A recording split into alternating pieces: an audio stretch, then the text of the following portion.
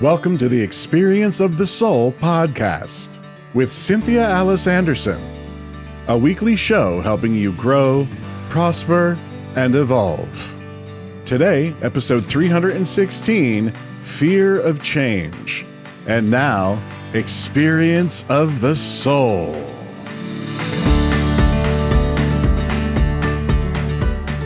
Hello and welcome to the Experience of the Soul podcast. My name is Cynthia Alice Anderson. I'm also lovingly known as RCA, and we welcome you to the show today. And for those of us in the U.S., I hope you had a great and safe 4th of July. I always love celebrating the 4th, and I love celebrating freedom. Of course, you know me, I always go spiritual on it. But anyway, welcome. We're glad you're here. I can't believe it's already July 8th. I'm here today with my producer. Good morning, everybody. So happy to be here with you today. Loving summer. Summer is one of my favorite times of year. July is great. Of course, I'm wearing I don't know if you can see if you're watching on YouTube, I'm wearing my shark shirt because, you know, July 4th is the time of Jaws. I forgot that. Oh my gosh. Yeah. I forgot that. Well, plus where you live, Shawn, just on the water almost, in Clermont, It is gorgeous up there. I've loved my time with you up there, just everywhere you drive around and everything. It's a really beautiful town. And hey, if anybody ever needs a promo for Clermont, I will do it. I will happily go on and record something for living in Clermont because I know that's another page that I think you might manage because I see you comment and I was like, I bet that's another page of Shawn. But it's so beautiful up there. And here in Florida, it is, we're in the dog days of summer. I mean, you've got to really like heat to be in Florida in the summer. That is the thing about Clermont, though. I don't know if it's the hills or what it is, but there seems, or the lakes, the water. Right, it does seem a little cooler there. Yeah, It's a little cooler, and there seems to always be at least a little bit of a breeze. You know, even on those days when it's pretty stagnant everywhere else. But yeah, I love it out here. Just absolutely gorgeous. And, the summertime, the lakes are bustling. There's tons of people out on the water. People are having picnics. And I always find people to be, especially in that area, just kind of kind and generous. And because a lot of people are on vacation, those little cottages up there, people are kind of in good moods because they're like, hey, I'm on vacation, Right. It's summertime. It's summer. Sweet summertime. Oh, yeah. Well, now you may not know this about me, but I do like thrift stores. My whole family is thrift store nuts. I'm kind of the least of it, but I had to check out the thrift stores in Clermont too. There's some good ones. There's some good ones, and they do a lot of good work. The one I'm trying to remember, the one I went to, it was really close to your house, but really, really good one with really quality stuff. And so happy to donate and happy to do my part to support. So. Yeah, absolutely. Yeah. I like to frequent them too. And actually we went to this festival over the weekend, and there was this kid there who's like young kid, 20-something-year-old kid who's starting his own tie-dye business. But his whole thing is that all of the clothes are thrifted. They're all from thrift stores. Why not? He buys them and then does his tie-dye thing with them, which is cool. I bought a pair of shorts, which are awesome.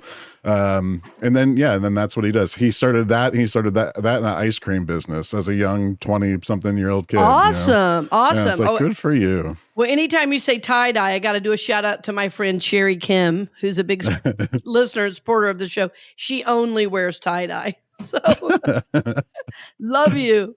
Anyway, I know, it's surprising. I know this isn't what we're here to talk about, but I've never had anything tie-dye. It is time. Think I would.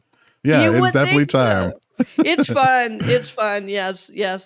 Speaking of tie-dye, your shirt is kind of almost. It's almost. Yeah. Yes. Well, I used to work at a school, and it was a school that was all dyslexic and ADD kids, and our school shirt was tie-dye. And the kids That's cool. thought of it, and it was called Hamlin Robinson School. And we loved it because we were all different. We felt like it just kind of described the school. We're a cool school, we're a hip school, and where everybody's welcome. Let's make a tie-dye, So awesome. That was our school shirt. Yeah, we loved it. The principal on down to the kids wore that shirt, and we all loved it. So it was pretty fun.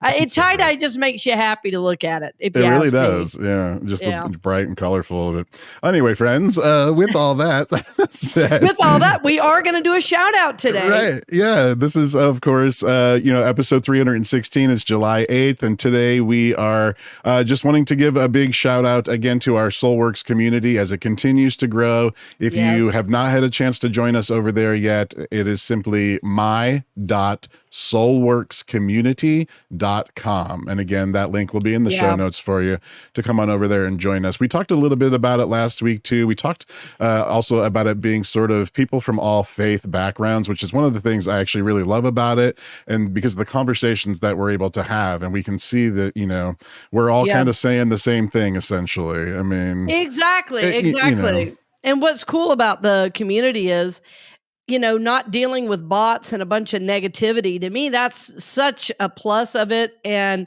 just seeing people support each other, and it's all right there, and you're going to get affirmations.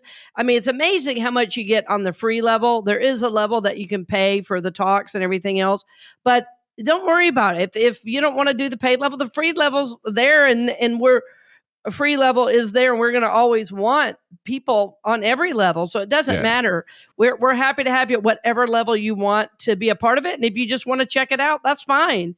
You can check it out. You can sign up. If you don't like it, you can sign out. It's no big deal, but we welcome you to it. Yeah.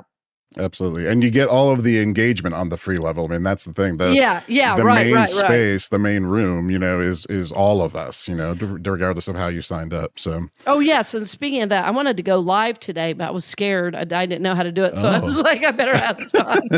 I better double check that I don't do something real dumb. But, no, definitely. But our shout out today is for Clifton Park, New York. Is that right, Shawn? That is correct. Clifton Park, New York. Yep. So it's a suburb, right? Yes, looks like. Yep. So it's a upstate suburb. New York. Upstate New York. Yeah, I was surprised how far north this was. I actually wasn't familiar with Clifton Park. It's evidently in Saratoga County. So I'm going to be lifting you guys up this weekend. I love to do this when I do a shout out. And again, if you are listening and you hear this and you're in Clifton Park, send us a picture. Let us know who you are. I just love connecting in real time with my audience. And it's the one thing that's hard for me about a podcast. I love to know my people. And it's like, I just like names and areas, I don't see real people. So anytime you want to touch in with us, please do. But I'll be lifting you up, and I'm sure you're glad to be in upstate New York rather than Orlando in this time of year. Yeah. Yep. And so, friends, there are several ways. I'm sorry, but there are several ways that you can do that. So we want to just call your attention again to the very, very top of the show notes section, whatever platform you're listening on. You will see a thing that says send a text message. And if you're listening on your mobile device, you click that. It opens up your regular text messages, and you're just going to be able to type in there. Make sure you let us know where you're listening from, how we can get back in touch with you. But that's probably one of the quickest and easiest ways from listening to the show that you can get back, that you can give us feedback or talk back to us that way. But of course, through the website, through Facebook, through Instagram, YouTube, all of those things. So yeah, we love hearing back from you. We love doing these shout outs. If you want to shout out, reach out to us and let us know. Yeah, basically we make it super easy for you to connect with us. Also realizing you're busy. If it doesn't work for you, it's not a problem. But just know our desire is to support you, to help you, to lift you up. And I just love feeling connected to the people, that I am supporting. So happy to have you along the journey in Clifton Park, New York, most definitely, and honored to share the journey with you. So today, I can't believe where we are in the month. Shawn, give us the date and the title one more time. Absolutely. Welcome once again, friends, to episode 316 of Experience of the Soul podcast. This is Fear of Change. Fear of change. Well, we're laughing about this because I talk about change so much, and you would think with as much as I talk about it, we'd all have it down by now, but we're human, and there does seem to be a fear of change. There's a fear of change, I think, emotionally, sometimes physically. I know, many of our listeners have told me this year in particular that they have been on a physical health journey along with me. I know Shawn has been in that physical health journey as well. And it's a little bit of a risk to start something new, isn't it? So I wanted to just speak to it because it's literally a part of being human. I also went out and listened to a couple of what I feel are authorities on change. And it's interesting. I listened to one from the business world, Simon Senek, who basically says he doesn't think people really fear change in the workplace. What they fear is sudden change because they're afraid they can't do it, or they're afraid, that they're going to seem, what's the word? That they're going to lose credibility, and be off their game because they don't know how to make next steps. And what I would say about that is yes, and even more, people do not want to be vulnerable, and to change, to open up, to move a new direction, to grow does take a great deal of courage. It's going to require vulnerability. It's going to require not knowing. Part of my physical health journey has been being willing to not know, being willing to lose. I said to a friend one time, a friend recently asked me, what is being in jujitsu like? I said, well, it's like being willing to lose every time you go work out. and she goes, wait, what? And I said, well, she said, that doesn't sound fun. I said, well, you'd think not. But the truth is, every time you lose, you learn something. And there's just a lot to know. And I said, if you have a big ego, you're never going to be able to do jujitsu.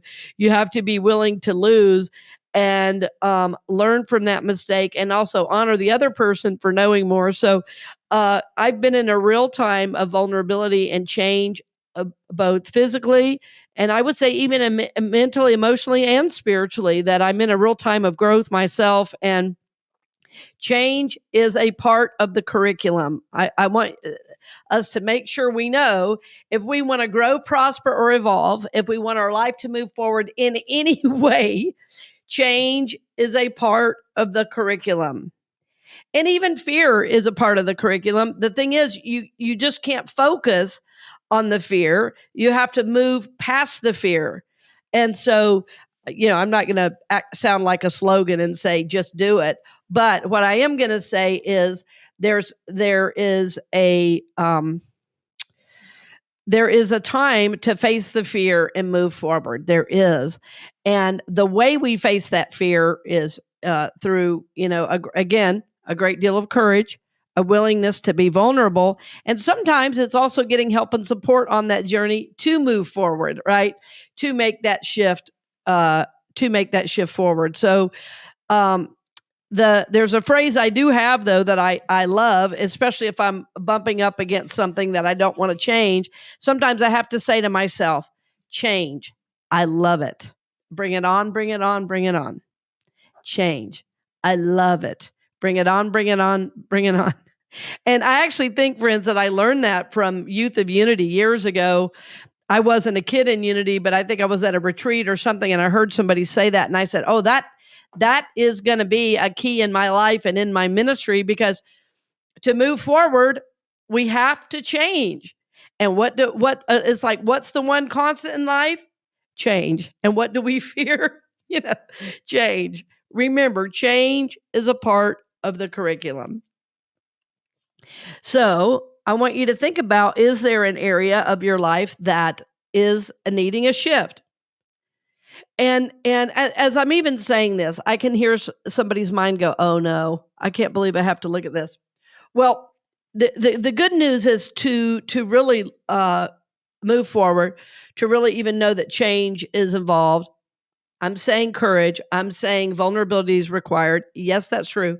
I'm even going to use the word compassion. And I thought it was interesting. I do follow Simon Senek and his work on LinkedIn as well, because his real focus is positivity. And he talks about moving through change, with people in the workplace, that compassion is key. And I think on the spiritual journey, self-compassion and compassion for others is key, because change does take a great deal of courage. And, we don't all do it well and successfully the first time we try. So I just wanted to speak to this today because we're talking so much on the show and then on the other network, Soulworks, the program we were just talking about, so much about growth and about connection and compassion and contribution. There's so much we've been talking about. And change is required for us to move forward. Change is required to move forward.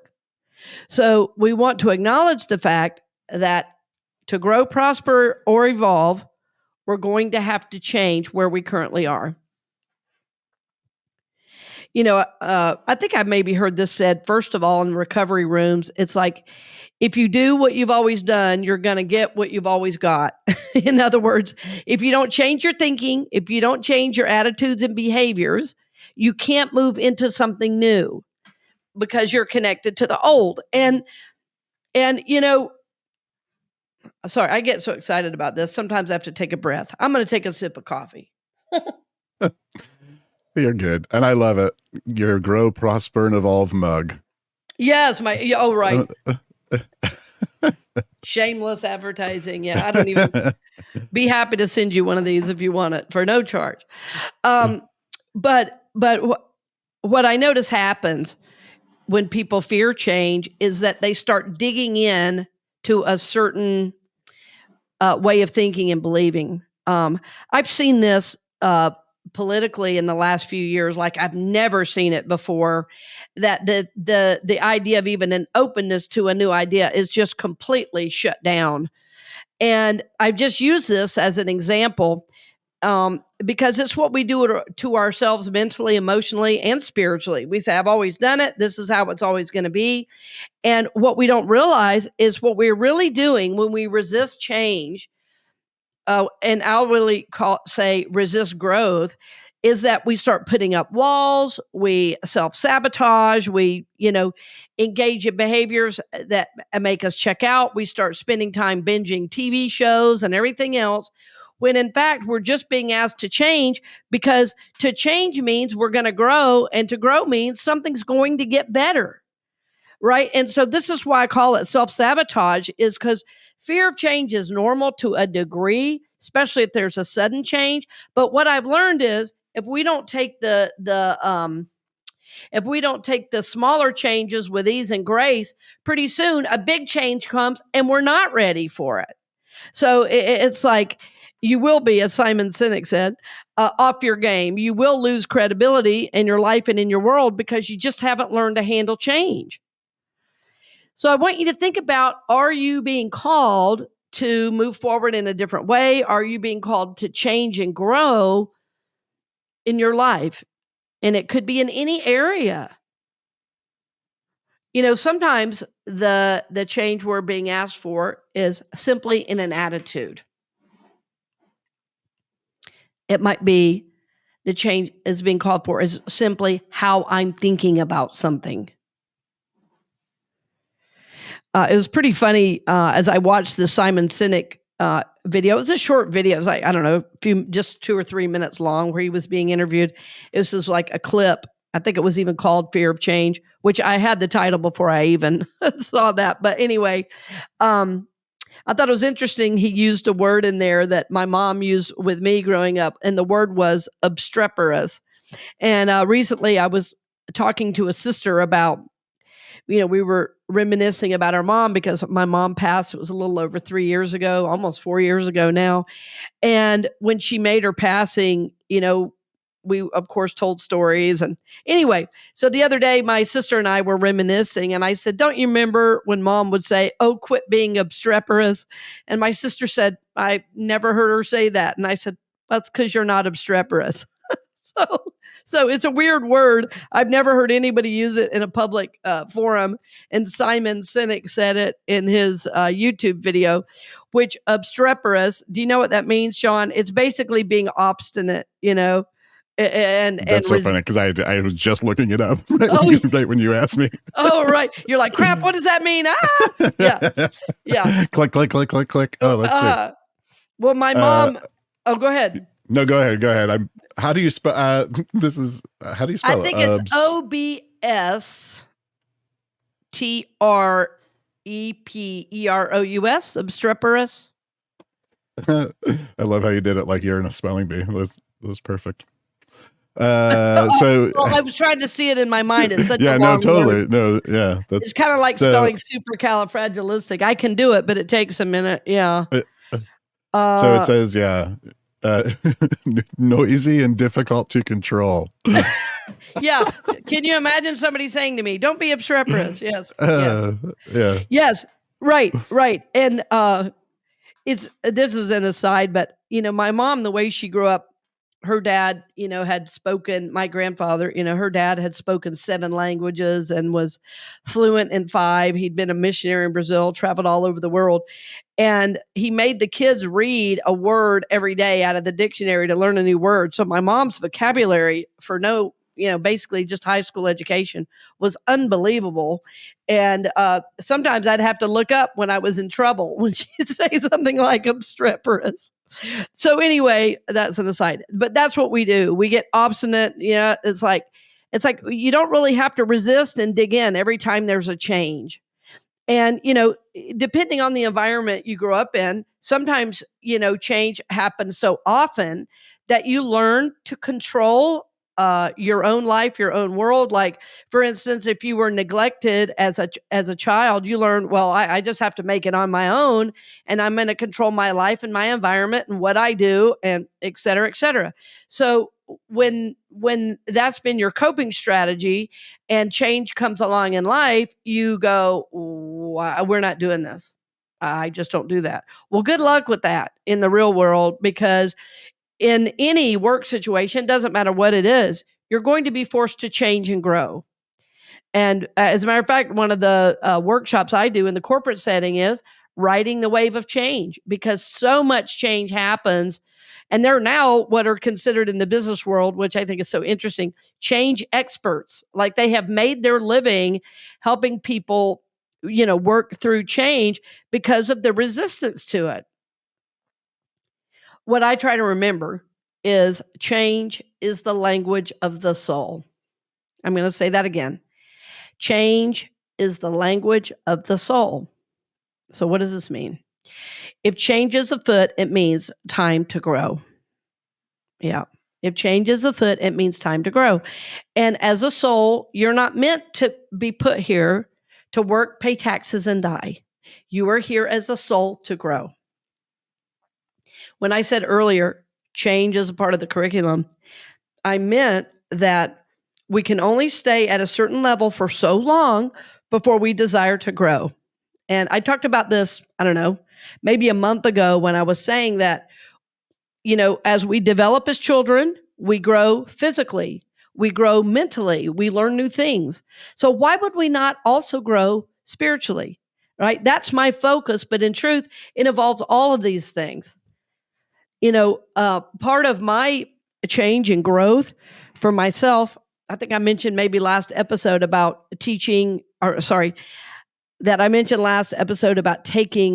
courses with the CC Institute. And I took courses on how to translate dreams. I've taken courses on how to be a archetypal pattern analyst. I've taken courses on understanding archetypes and ethics and all things like that. Now, I have a degree, a Bachelor of Arts degree in music performance. I am licensed and ordained as a Unity minister. I've already been to college for 7 years, and then I'm still learning and growing. Well, what I've learned is that if I'm not learning and growing, I start to get stagnant. And if I'm stagnant, I'm unhappy, I am frustrated, I am irritated, because I'm not bringing new information in. I'm not learning more about myself. I'm not being vulnerable. I'm not being questioned. I'm not being kind of pushed into new arenas of thinking. And that's not good. And as we see in our culture today, what I'm seeing is people are getting so dug into their positions. And I don't know anybody that looks out on the world right now and says, oh, we're all so happy being dug into our positions. No, that curiosity has gone out the window, and all we're doing is raging against another opinion and digging in more to our own. We're not happier. We're angrier. we're sadder, we're more depressed. The suicide rate is off the chart right now. So think about that. It is the resistance to change. It is not knowing who we are as souls, and it is not being willing to grow and evolve. So, friends, we must learn how to navigate change on our journey that we call life. Ultimately, as you move forward on your spiritual journey, and we talked about this a couple weeks ago as well, that as you move forward on your spiritual journey, it starts to impact every area of your life. Like we were talking about, Shawn and I were both talking about our physical journey and how it came out of our soul work. I even mentioned, my next steps in my physical program are not about winning, but it's about growing in this way. And I know to compete is going to help me grow, even though I'm scared to death to do it. I know it's mine to do. So I've got to move forward and take the steps to figure out what's next.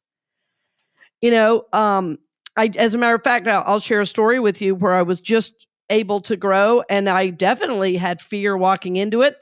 But I can't remember if I shared on the show. I shared it at church, and I shared it with a class because I had asked for prayer that I was testing for my blue belt in jiu-jitsu. And so I did get my blue belt, and it was amazing. And it was very hard, the test and everything, but I had practiced and I had watched videos and I had done, 4 and 5 workouts a week for months. And, I was ready for the test. But I was still somewhat fearful because I'd never done it before. So it was like not so fearful I would not show up for it, but it was like I had to face my fear. And what was so interesting is that part of facing the fear was that I could not do it on the day when everybody else did it. So it was just me with another woman in the class who's more advanced than me, and the professor who I had studied privately with and who teaches so many of the classes. I mean, he teaches 3/4 of the classes at the gym and is an incredible black belt, by several degrees.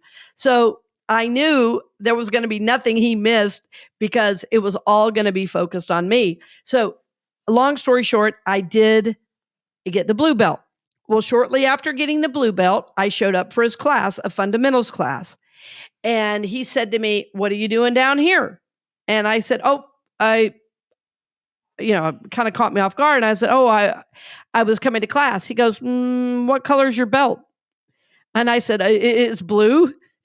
And he said, "Yes, you are to go upstairs to advanced.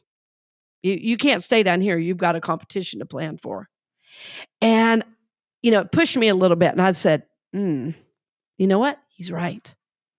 So I went upstairs and I was already a little nervous. And luckily I had a great friend to grapple with and work out with. She's very supportive and also advanced of me and quite a bit younger, probably by at least 15 years, maybe 20. But she's very fit and very cool and helped me out.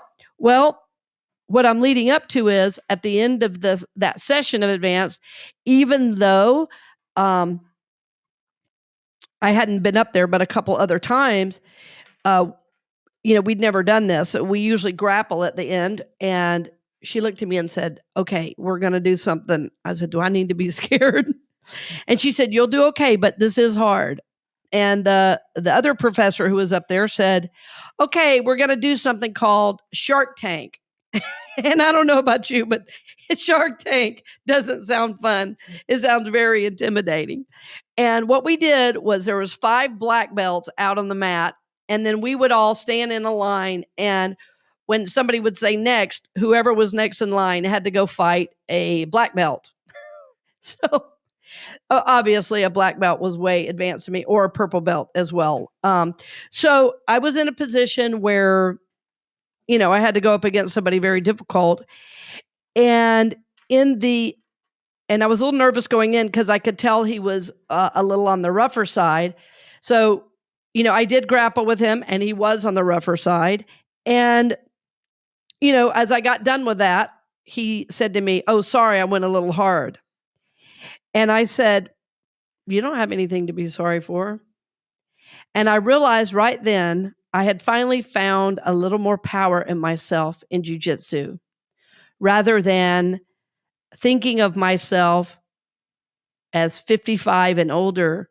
I thought of myself as an equal and as somebody that deserved to be there. So even though I had feared the situation, going through the experience on the other side, I was like, I am stronger and I can do this. And that's what facing fear does for us. Now, it might be easier sometimes on a physical level than it is emotionally, mentally, and spiritually, because on a physical level, I could see, immediately a benefit. And sometimes mentally, spiritually, emotionally, it takes a little bit to see the benefit, but the result is the same. That as we are willing to go into change, as we are willing to try something new, that we know change is a part of the curriculum, that we know change is a language of the soul, and that we move forward with great courage, with vulnerability.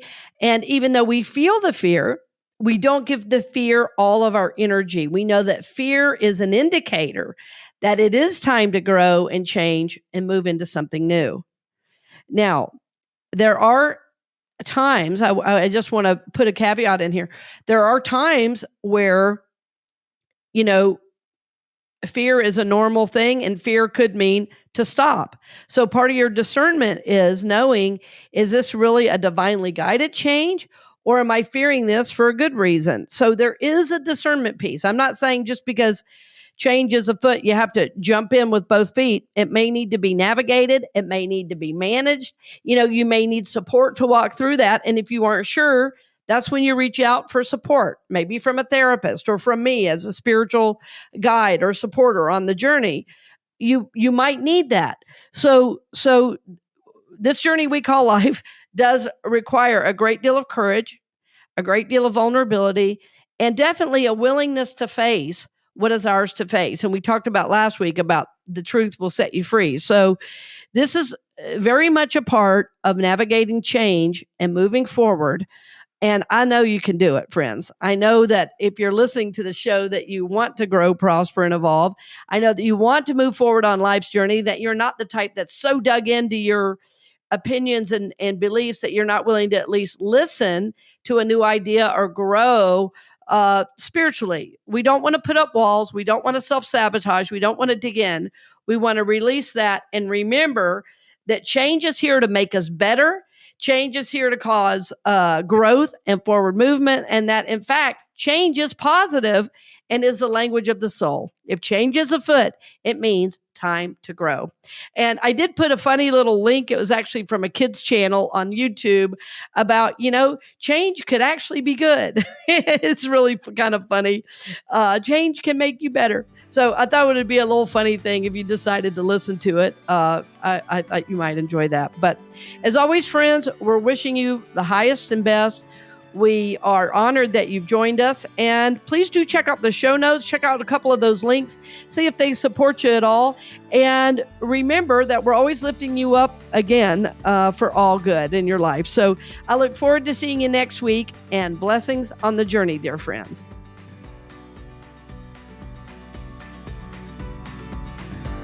We hope you've enjoyed this episode of the Experience of the Soul podcast with Cynthia Alice Anderson, helping you grow, prosper, and evolve. This podcast is made possible because of listeners and viewers just like you. If you would like to support the podcast with your tax-deductible contribution on an ongoing basis or through a one-time gift, head on over to experienceofthesoul.com/support. The Experience of the Soul podcast is copyright 2024 Cynthia Alice Anderson, all rights reserved, and is produced by Shawn Kilgore.